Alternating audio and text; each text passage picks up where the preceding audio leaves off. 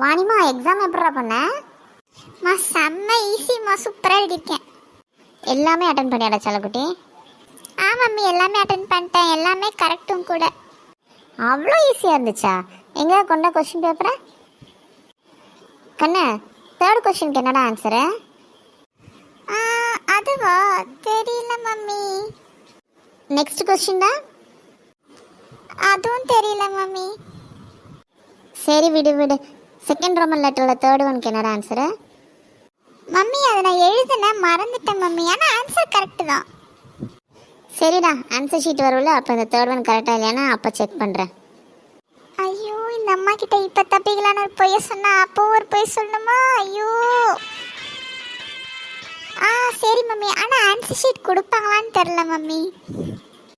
அடக்கடவுளே. சரி, நான் உங்கள் மேமுக்கே மெசேஜ் பண்ணி கேட்டுக்கிறேன்.